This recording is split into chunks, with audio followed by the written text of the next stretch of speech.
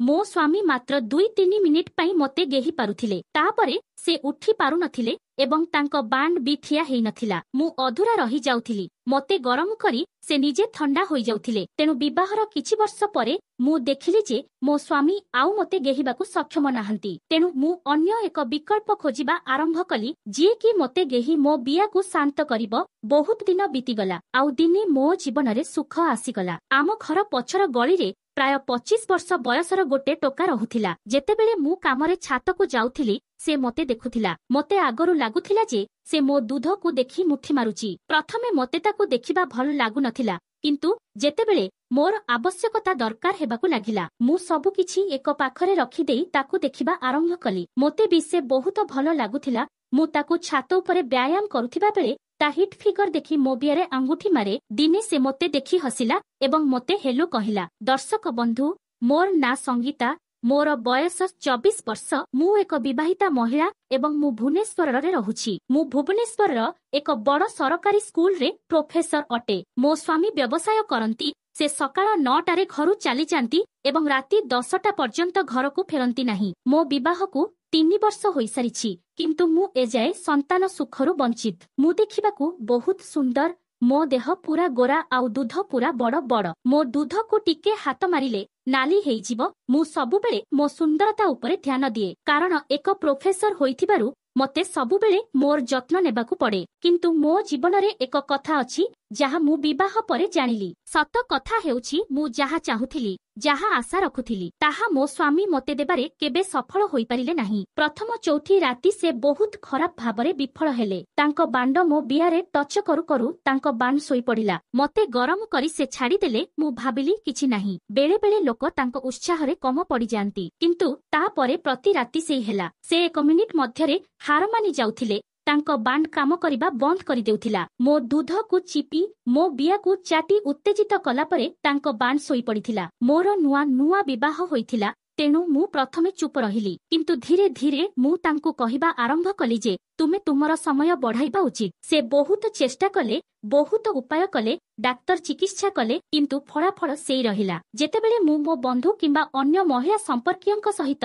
ମିଳିତ ହେଉଥିଲି ଏବଂ ଶୁଣୁଥିଲି ଯେ ସେମାନଙ୍କର ସବୁକିଛି ଠିକ ଚାଲିଛି, ତାଙ୍କ ସ୍ୱାମୀ ତାଙ୍କୁ 2 ଘଣ୍ଟା ପର୍ଯ୍ୟନ୍ତ ଗେହି ପାରୁଛନ୍ତି, ମୋତେ ବହୁତ କଷ୍ଟ ହୁଏ। ତେବେ ମୁଁ ବହୁତ ଦୁଃଖିତ ହେଉଥିଲି। ମୁଁ ମଧ୍ୟ ମିଛ କହୁଥିଲି ଏବଂ କହୁଥିଲି ଯେ ଆମର ମଧ୍ୟ ଠିକ ଚାଲିଛି। ମୋ ସ୍ୱାମୀ ତ ମୋତେ 4 ଘଣ୍ଟା ବିୟାରେ ଆଉ ପାଟିରେ ଗେହିଛନ୍ତି, କିନ୍ତୁ ପ୍ରକୃତରେ ମୁଁ ଜାଣିଥିଲି ମୋ ସହିତ କ'ଣ ଘଟୁଛି। ଏବେ ମୁଁ ଭାବିଲି ଯେ ସେ ମୋ ଜୀବନରେ କୌଣସି ପରିବର୍ତ୍ତନ ଆଣିପାରିବେ ନାହିଁ। ତେଣୁ ଧୀରେ ଧୀରେ ମୋର ମନ ଉଦାସ ଏବଂ ଅବସାଦଗ୍ରସ୍ତ ହୋଇଗଲା। ଧୀରେ ଧୀରେ ମୋର ମନ ଉଦାସ ହୋଇଗଲା। ଧୀରେ ଧୀରେ ମୁଁ ଗୋଟେ ଟୋକା ଖୋଜୁଥିଲି, ଯିଏ ମୋ ଗରମ ବିୟାକୁ ଶାନ୍ତି କରିପାରିବ, ଯିଏକି ମୋତେ ସବୁ ସୁଖ ଦେଇପାରିବ। କାରଣ ମୋ ସ୍ୱାମୀ ଅଧିକାଂଶ ସମୟରେ ମାତ୍ର 2-3 ମିନିଟ୍ ପାଇଁ କରିପାରୁଥିଲେ। ତାପରେ ସେ ଉଠି ପାରୁନଥିଲେ ଏବଂ ମୁଁ ଅଧୁରା ରହିଯାଉଥିଲି। ତେଣୁ ବିବାହର କିଛି ବର୍ଷ ପରେ ମୁଁ ଦେଖିଲି ଯେ ମୋ ସ୍ୱାମୀ ଆଉ ସକ୍ଷମ ନାହାନ୍ତି। ତେଣୁ ମୁଁ ଅନ୍ୟ ଏକ ବିକଳ୍ପ ଖୋଜିବା ଆରମ୍ଭ କଲି ଏବଂ ତାପରେ ଦିନେ ମୋ ଜୀବନରେ ସୁଖ ଆସିଗଲା। ଆମ ଘର ପଛର ଗଳିରେ ପ୍ରାୟ 27 ବର୍ଷ ବୟସର ଏକ ଯୁବକ ରହୁଥିଲା। ଯେତେବେଳେ ମୁଁ କାମରେ ଛାତକୁ ଯାଉଥିଲି, ସେ ମୋତେ ଦେଖୁଥିଲା। ପ୍ରଥମେ ମୋତେ ତାକୁ ଦେଖିବା ଭଲ ଲାଗୁନଥିଲା, କିନ୍ତୁ ଯେତେବେଳେ ମୋର ଆବଶ୍ୟକତା ମୋତେ ଅଧିକାର କରିବାକୁ ଲାଗିଲା, ମୁଁ ସବୁକିଛି ଏକ ପାଖରେ ରଖିଦେଇ ତାକୁ ଦେଖିବା ଆରମ୍ଭ କଲି। ଦିନେ ସେ ମୋତେ ଦେଖି ହସିଲା। ମୁଁ ମଧ୍ୟ ତାକୁ ହସି ଉତ୍ତର ଦେଲି। ଏହିପରି କିଛି ଦିନ ବିତିଗଲା। ଦିନେ ସେ ମୋତେ ରାସ୍ତାରେ ଭେଟିଲା ଏବଂ ମୋତେ ଚା ଅଫର କଲା। ତା ସହିତ କଥା ହେବା ପରେ ମୋତେ ସେ ଭଲ ଲାଗିଲା। ସେ ଦେଖିବାକୁ ବହୁତ ଭଲ ଥିଲା। ମୋତେ ମନେ ମନେ ଇଚ୍ଛା ହେଉଥିଲା ତାଠୁ ଗିହା ଖାଇବା ପାଇଁ। ତେଣୁ ମୁଁ ତାକୁ ମୋର ମୋବାଇଲ ନମ୍ବର ଦେଇଦେଲି। ସେଇଦିନ ରାତିରେ ତାର ଫୋନ ଆସିଲା। ଆମେ ବହୁତ ସମୟ ଧରି କଥା ହେଲୁ। ପ୍ରଥମ ରାତିରେ ସେ ମୋତେ ତାର ଗର୍ଲଫ୍ରେଣ୍ଡ ଭାବରେ ପ୍ରପୋଜ କଲା। ମୁଁ ତୁରନ୍ତ ସହମତ ହୋଇଗଲି, କାରଣ ମୁଁ ଜାଣିଥିଲି ଯେତେ ଅଧିକ ସମୟ ବିତିବ, ସେତେ ଅଧିକ ସମୟ ମୋତେ ଅସୁବିଧା ହେବ, ଆଉ ମୋ ସ୍ୱାମୀ ବି ମୋତେ ଗେହିବାକୁ ଅକ୍ଷମ।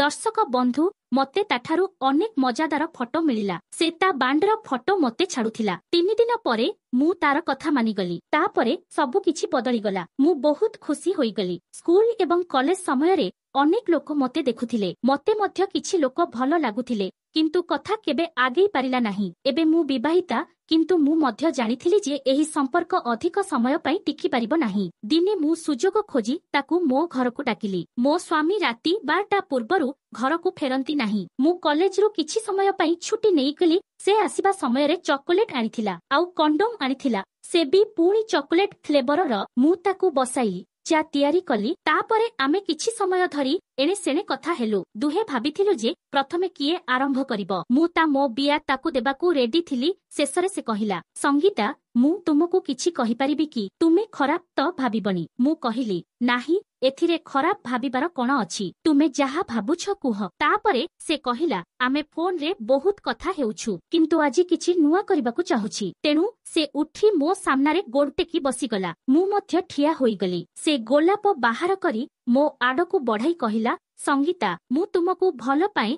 तुमे मध्य मते भल पाळ कि? मु कहिली, हाँ मु मध्य तुमको भल पाए। से कहिला, मु तुमको बहुत भल पाए डाली। मो हृदय जोर जोर करी धरिबाकू लागिला। मु एसबु फिल्म एवं टीवी रे देखिथिली किंतु आज मो सह सतरे घटुथिला। तापरे से मते मो बेडरूम को नेइगला आउ ता पॉकेट रु से आनिथिबा कंडोम को बाहर कला आउ ता बांडरे लगी मते जाबुडी धरिला। मु ता ओठ सह मो ओठ को घसिबाकू लागिली। एबे से मो ब्लाउज को खोलिबाकू लागि गला। ए किछि समय भितरे मु जाहा भी करिदेली ताकू भाबी मते लाज लागुथाए, मते बहुत खराब लगुथाए। किंतु सेतेबेल को मु एते आगो को आसी जाइथिली ना मु निजको अटकेई पारिथिली ना ताकू अटकेई पारिथिली। तेणु मु न जानिला परि सोइथाए आउ जाहा भी हेउची तार आनंद नेउथाए। से आउ दरी न करी मो धळा ब्रा को टेकी देला आउ मो गोरा दूध मुंडी को चुचुमिबाकू लागिला। से पूरा पेटे की मो क्षीर पिउथाए। 5-6 मिनिट दूध पीला परे से टिके तळकू आसिला। मो पेटकू जीभरे चाटिला आउ मते किस कला आउ टिके तळकू खसिला।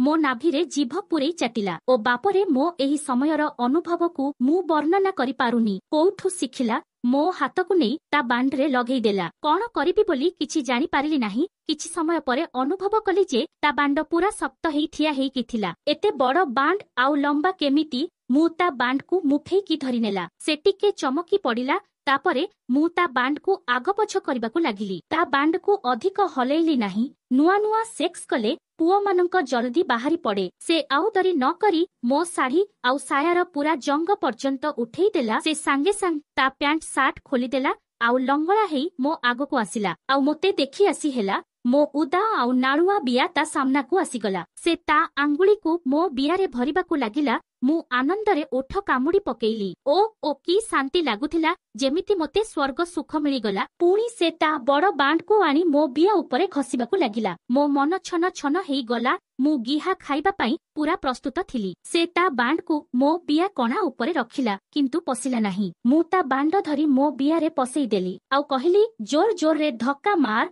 मो बिया एते गरम थिला ता बांड थरकरे सल करी मो बिया रे पसिगला। मो मुहरु खाली बाहरु थिला। ओ आ धीरे किछि समय पर्यंत से ता बांड को मो बिया रे पुरी रखिला। मोते बहुत भल लागुथिला। मु जानि पारिली जे ता बांड जोर रे करी करी दरज करुथिबा। मु ता बांड को मो पाटी रे भारी चुचुमिबाकू लागिली। पुणी से ता बांड नेई मो दियरे पुरेइबाकू लागिला। मते बहुत मजा लागुथाए। ताकू मु जाबुडी धरी लिप किस करिली। से उपरु मते किस करुथाए आउ तळे ता बांडरे करी मो बियारू पानी बाहर करुथाए। से मो पछ आड़ू ता बांड को जोर जोर रे पुरेइबाकू लागिला। पूरा पछ पछ शब्द हेउथिला।